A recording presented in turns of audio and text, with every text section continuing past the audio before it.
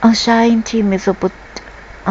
Sumerian Mesopotamian gods, deities. ENLIL. Ellil. ENLIL was one of the supreme deities of Mesopotamian pantheon. He decreed the fates, his command could not be altered, and he was the god who granted kingship. His temple, Ekor, the mountain house, was located in the city of Nippur, the religious center of Mesopotamia up until the second millennium BCE. His temple was the most important temple in all of southern Mesopotamia. Also, he is known as JEHOVAH or Yahweh. So he is ENLIL.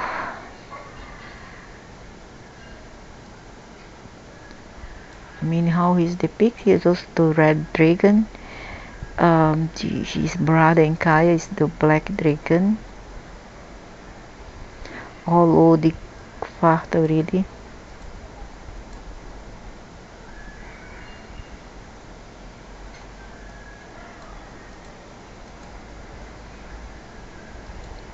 The god of storm. Functions.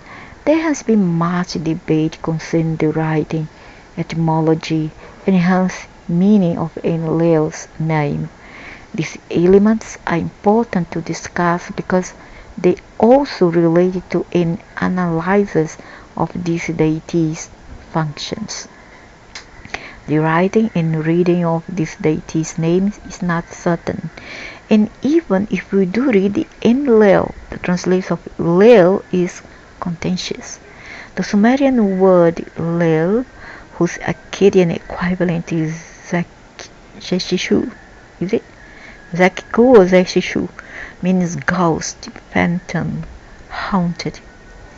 But the translation of ENLIL names as a Lord Ghost makes little sense in the context of mythological attestations.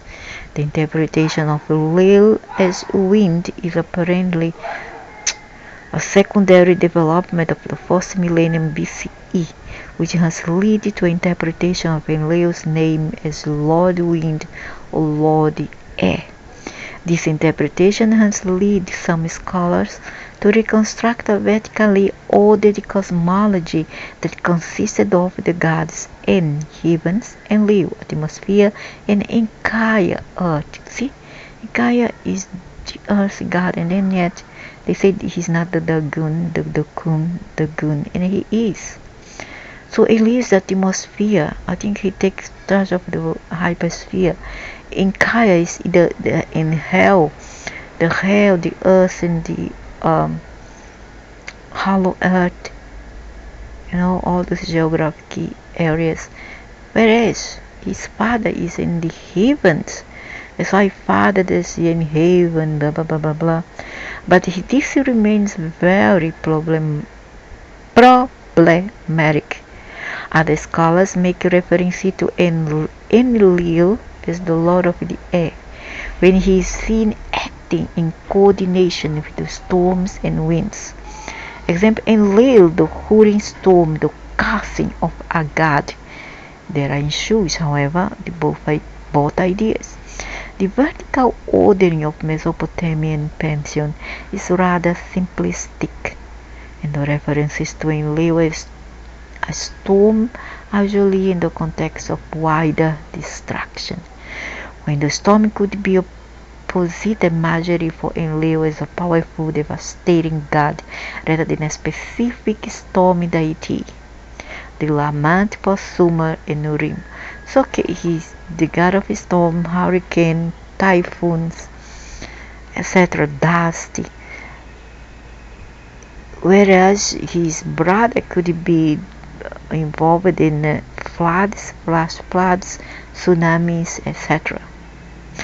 Without question, Enlil with En and Enkaya form the supreme Mesopotamian triad of deities, thus the Trinity, the name of the Father, the Son, and the Holy Ghost, which represents Enlil.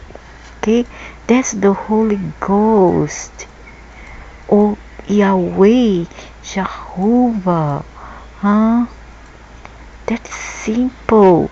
That's the Holy Ghost. The name of the Father is the God of heavens. And new, and then Ellil, the atmosphere, the hypersphere God, and then we have the earth, the Father and the Son. The Son will be in Kaya,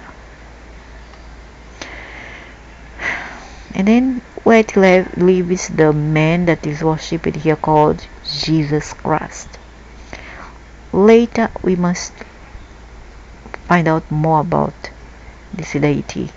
Okay, later on, when I finish first with this one, we go for much more let's say the in-depth. We go more in depth regarding those materials and those kind of information. So without question, ENLIL with N and Nikaya form the supreme Mesopotamian triad or trinity. Also in the Vedas we do have trinity. Coincidence? I don't think so. I'm gonna find the trinity of the Vedas. Okay, here's the trinity. Shiva,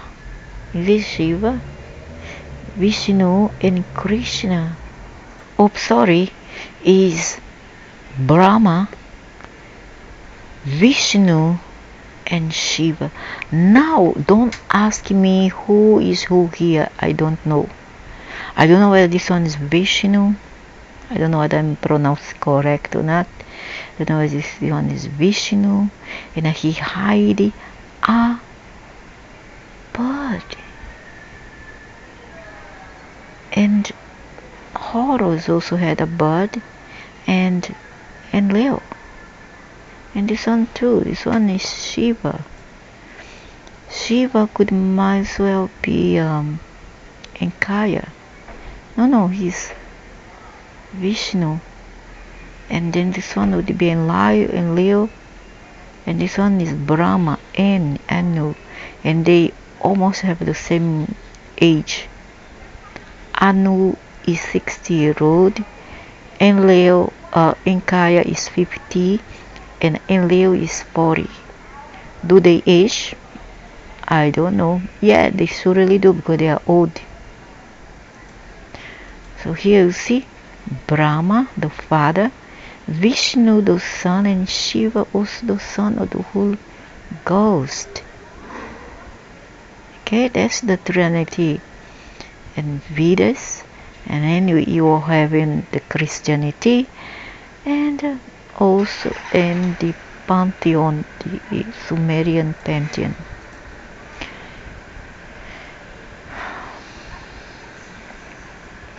Triad of deities, moreover in life's prominent power can be seen in his titles and epithets. The great mountain, king of all the lands, father of the black-headed people. That rings a bell. I see a very kind of racist and xenophobic. Even this means they have nothing to do with the West and the Occident. Okay, this one is another kind of god that governs there more towards Africa, East, Middle East, etc. Far of the goddess, the death of Jew games. Yeah, the gods of the Middle East, isn't it?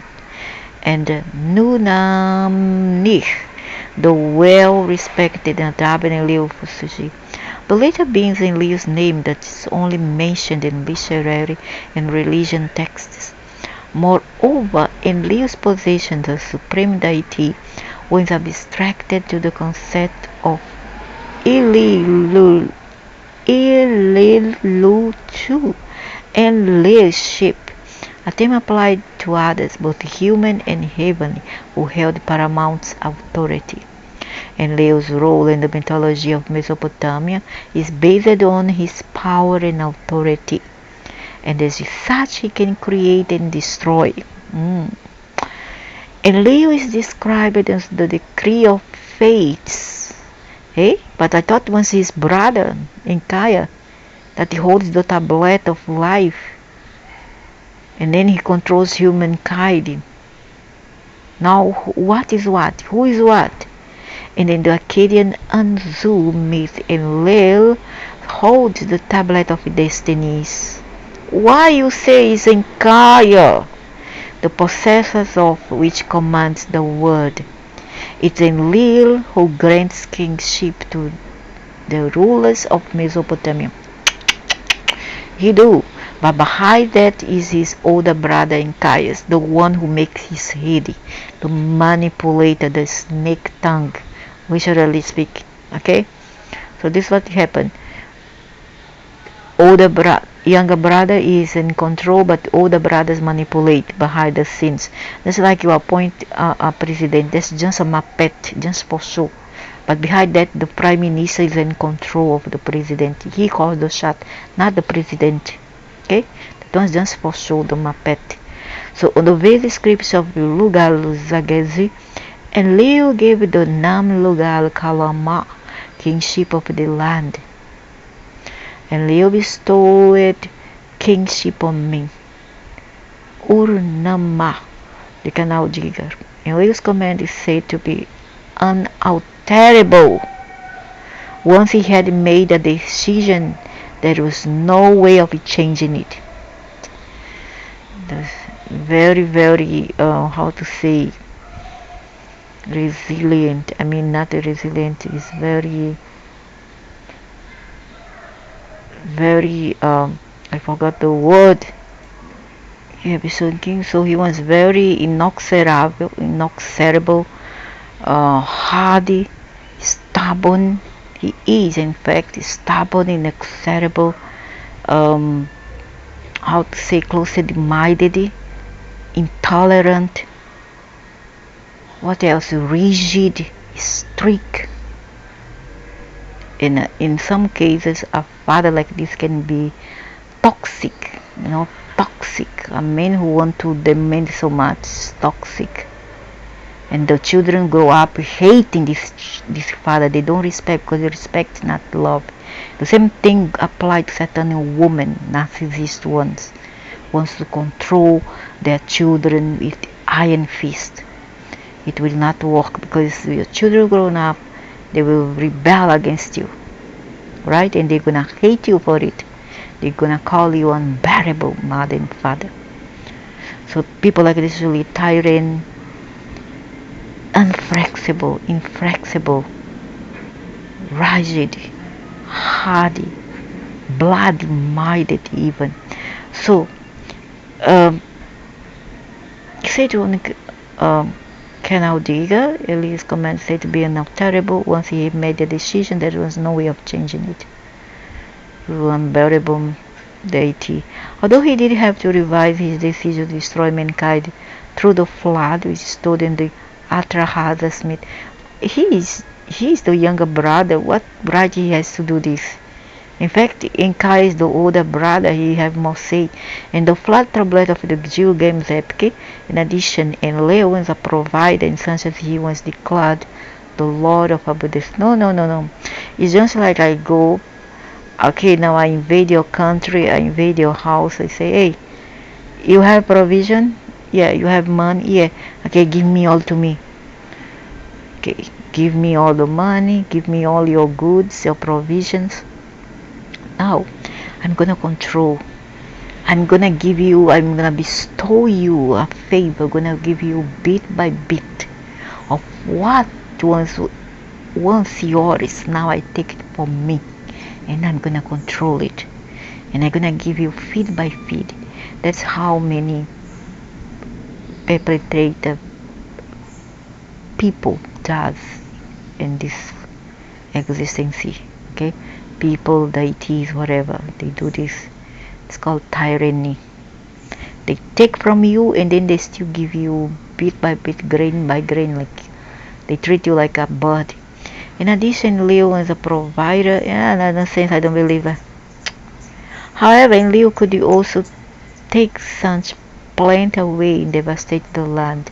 Yeah, he take from people, and then he still want to give bit by bit when it pleases him, and he still want to take back again and destroy like it were him. You cannot destroy that which doesn't belong to you, right? You're supposed to have shame in your face. I cannot go there and steal from people and say that's mine, and then I'm going to control it, and then you're still gonna destroy it. If it's not mine, gonna be for nobody else. I'm gonna destroy it. This is called narcissism. In the Lament of Urim, he said to have brought the storm of abundance away, to have annihilated the land, silenced the city, and destroyed the houses, and demolished the walls, and Kaya and the world order. Bingo! The two brothers together. As I said earlier, one controls the tsunami, the flash flood. Alright? All to do with advance of the sea to the land. Invasion of the sea to the land is in Kaya behind it. The brother is the storm, the tempests, the not tsunamis, the typhoons, everything to do with air and wind. Okay? All this kind of thing like typhoon, hurricanes, etc. And an earthquake would be in Kaya again. Earthquake is in Kaya, flood is in Kaya. Some Sumerian myths narrated how other gods visited ENLIL to give him the first fruit offerings. Nana Sunjon to Nibiru. See, they are from Nibiru and Satan. This should be also Alpha Draconis. It should be interpreted as a gest of defense and acknowledgement of Enlil's highest authority. In the Akkadian literature, Enlil is almighty, but malevolent, and so his brother, his whole family, not just him, because I'm fair, I analyze with a very neutral aspect and a very much how to say, I don't like to take sides.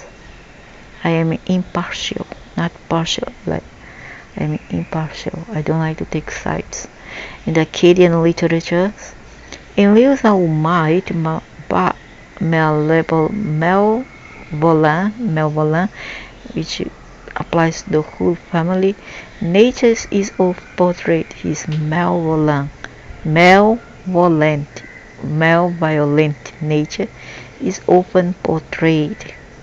In one devotional poem, Ellil is described as king of heaven and the netherworld. No way. He is in the netherworld, but yes, correct. But not the netherworld below the earth, the hell, but a hypersphere. So he controls the hypersphere because there's two kind of afterlife, okay, afterworld, whereby the beings which now not you completely, but some part of you, some facets or layer of your which composed yourself, it's gonna be taken there. After you do time under the earth, you go to the hypersphere, alright, and then after that you're going for multi-journeys around main planets. They call it, the Anunnaks call it lessons in training, so that you're gonna be reincarnated now totally in a state of amnesia, because your memories will be stripped from you, so as not to suffer more traumas. So you're gonna have to start from scratch, right?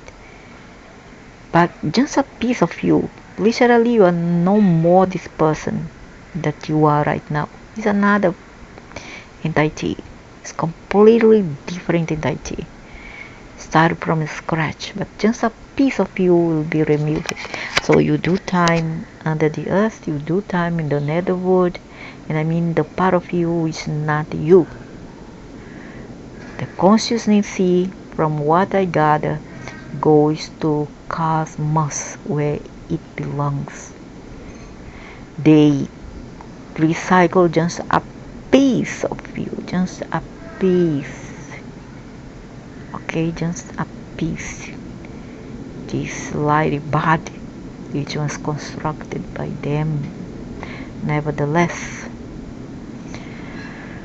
So, in one devotional poem, Ellil describing the king of heaven, the network. So yes, I was wrong. He is from the network, but the hypersphere, because he's the air god. The hypersphere, the atmosphere, okay? And his brother is the ionosphere, or below the earth, and all below the waters. Included the waters under the earth, because there are subterranean rivers. So whose command God can set aside? The Lord of destinies, the nominator of kings, and he is boring. And this old man is so boring. And then nearby him you're gonna cry, because he's gonna make you cry.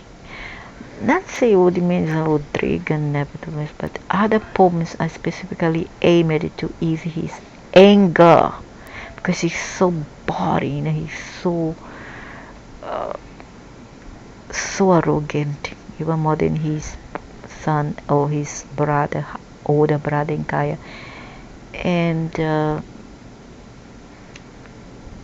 he is a very boring dragon, very strict, and his devastating side is clear in the myth of Atrahasis, where it is ENLIL who sends the drought, the plague, the flood. No, the flood is his brother. I'm so sorry. He sent other things, not him. Don't shift the blame just upon him. Yeah, he's boring, but his brother also have a play on all this. Be careful with those who pretend to be the good one. Divine genealogy and secretism. Ellil is considered in most traditions to be the firstborn son of En. Hey, how come they say once Ellil, who in Kaya, Yea. So it's not Yea, Yea is the younger one, the one that he don't have the upper word, because Ellil is the older son who calls the Shar after the father. So Ellil is the most tradition to be the first son of En, and brother of the goddess Aruru. The god who lives in Anu, however, lists him as descendant of Enkaya and Niki. Because brother, half brother. And Liu's wife is named Liu, and his sons include Ninusha, Nigarsu, Nana, Suen, and Namta. Other deities, however, was described as his children, Nagao, Enlil, and Nilil. Inanna descend to the nether world. Oh, no wonder Inanna fight with her uncle Enkaya for the tablet of destiny, a hymn to Ushu. School, Americar, Natradi, Su, the goddess of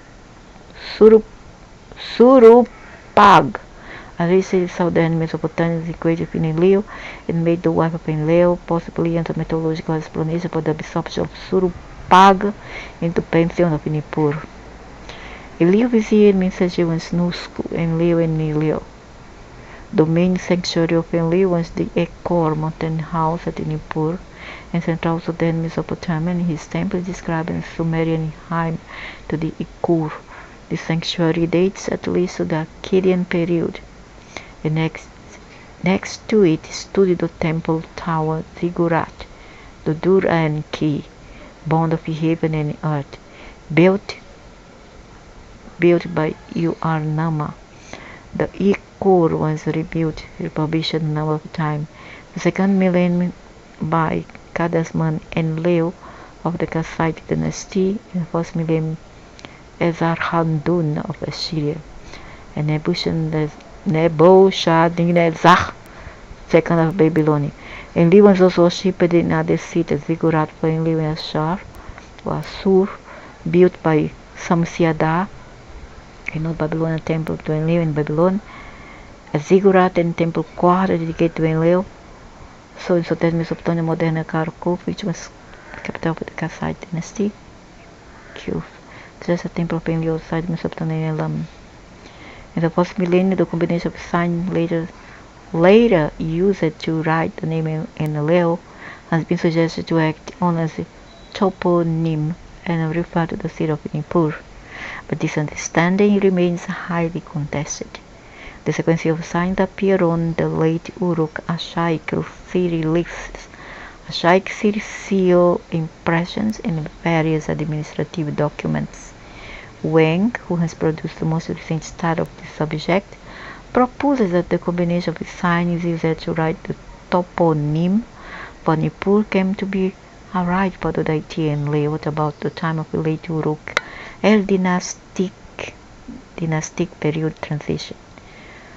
So this main suggests that deity Enlil might have come to be worshipped at Nippur at this time, and subsequently taken the right of toponym for the right for his divine name. From the Ellil dynastic through Uarted periods, Enlil appear among the first of the listed deities on the various god lists.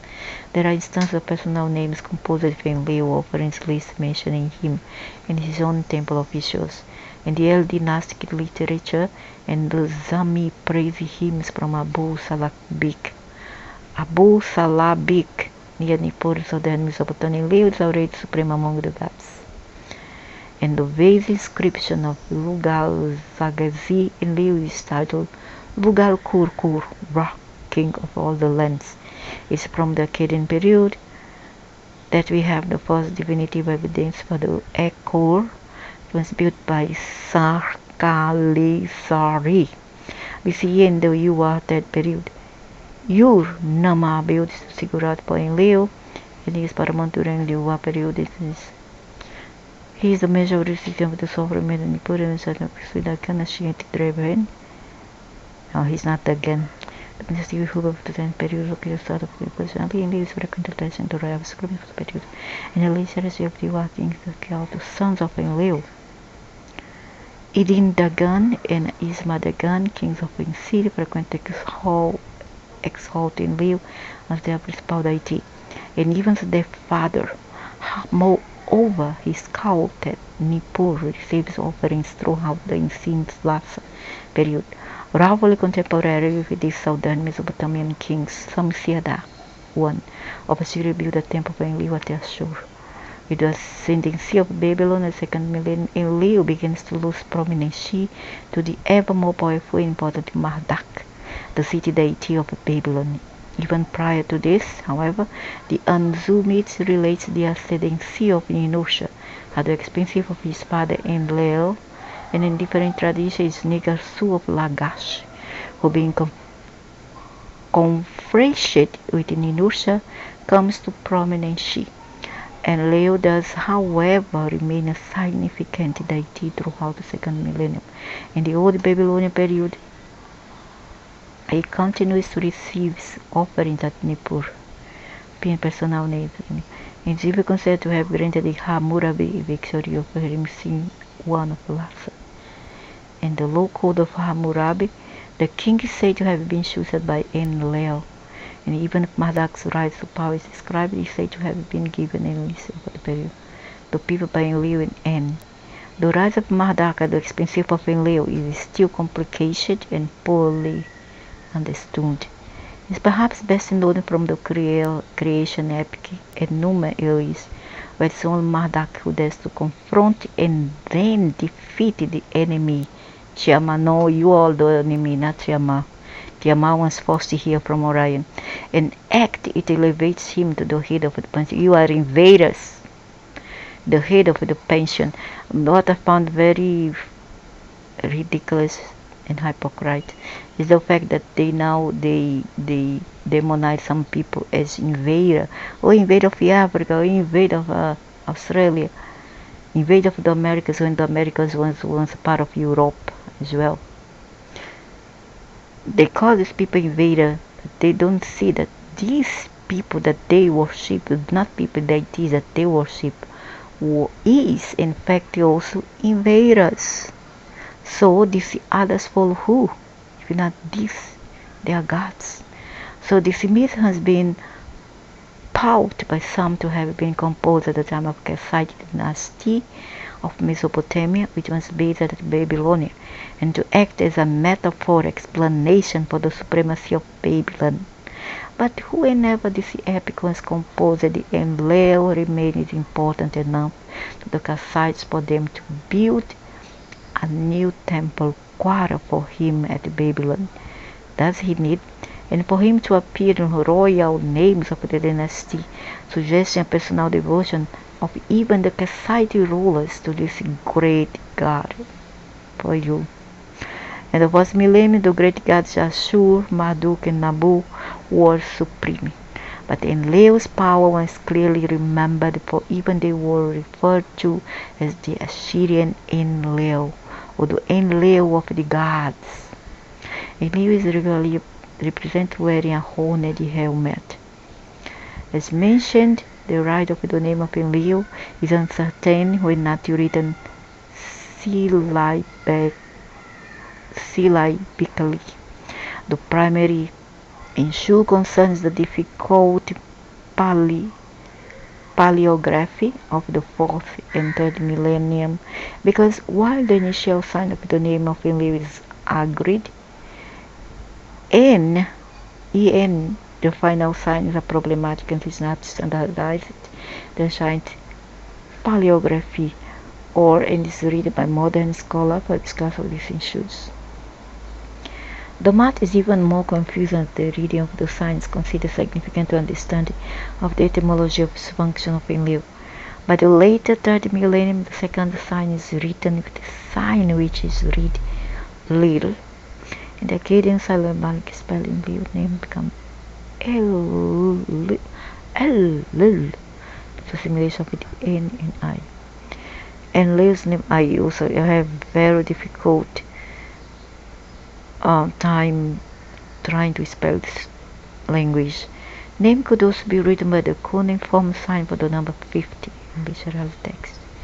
It also has the name Nunani, possibly meaning he who is respected. Enlil, Nunami, Illinois, Greek, Illinois. Now let's see who was Illinois in the Greek tension. This name does not refer to anything apart from being just a Greek name. It doesn't refer to anything else. No deity, nothing. I didn't find anything related with this name.